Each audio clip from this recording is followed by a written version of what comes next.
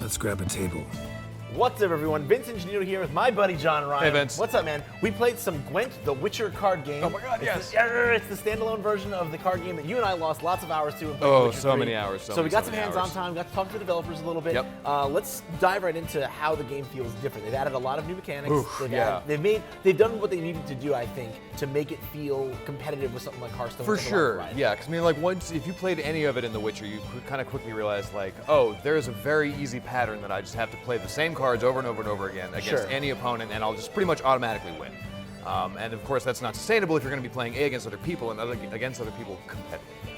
Yeah. So they've rebalanced a lot of the cards. They've totally just thrown some away. Like some of my favorite leader cards just got crumpled up and thrown in the trash just because they don't work anymore. Sure, but they replaced those with a lot of there's a way wider variety of different abilities and different leader cards to choose from. Like for instance, I love the fact that there's now cards that when they come into play, you kind of choose between one of two different effects. That's a very Hearthstone-y type mechanic, and they know who they're competing against, right? So it's got the same framework as standard Gwent that we know, but then they've got a lot of new tricks up their sleeves so that collecting new cards and kind of playing a wider variety of situations will stay interesting, right? So then something else that's really different that Hearthstone hasn't had, well, Hearthstone has a little bit of it, but is a single player campaign. Yeah, that kind of threw me for a loop. When they said it in the initial announcement, they were like, oh, we have a single player, yada yada, and I was like, oh, okay, but then we actually kind of saw it in action, and it's this weird, like, isometric exploration RPG. Sure, and then there's there's where you have to go for your next mission, but then you can also just explore and kind of find other events happening in the world. But everything is solved by card games, which I love. Right, and the reason for that, which I think is interesting, is that, because this is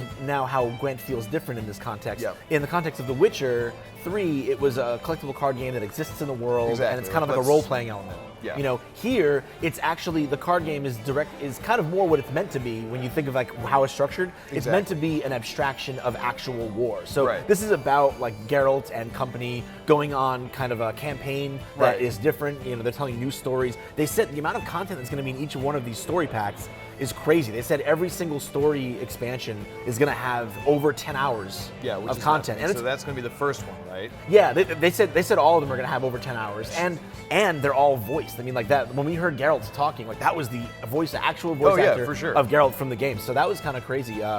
Never really think about a card game telling an in-depth story like that, especially in the kind of the morally gray world of Witcher 3. And it's interesting too because, well, I think it's more than just The Witcher, because like the story that we saw a little demo of was from, I believe that was from the book series. Like that was just like a little one of the ancillary side stories. Like they're telling all of these side stories that they've never really had the place to tell yet. That's true. I never really thought about that. Like, there's all this other Witcher lore that came from the books. We've never really seen it before, and this is kind of an opportunity for them to maybe tell those stories. Exactly. So then, lastly, I want to touch on the kind of the business model.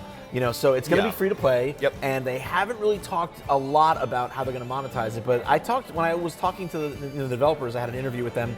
One of the things they wanted to really make clear is that like this is, they have an identity. CD Projekt has strong, and even their founder has had strong outward feelings about the kind of the business practices in the industry today, about overabundant DLC, day one DLC that's overly expensive. So they're kind of asking us to trust them and kind of like, hey, we're CD Projekt Red. And I'm totally down to do that. Me too. Like I'm fine with it because if you remember The Witcher 3 came out and then we immediately got 16 DLCs for free. Right. So like when they say something is free to play, like I trust them to not screw me over. Yeah, absolutely. If there's any company I'm going to give the benefit of the doubt to, it's CD Projekt Red at this point. So that's all we've got on Gwent. The beta, they say, is going to begin sometime in September for Xbox One and PC players who will be able to play each other, which is pretty cool. It's cross-play. And so for more on Gwent, the Witcher card game, keep it right here on IGN.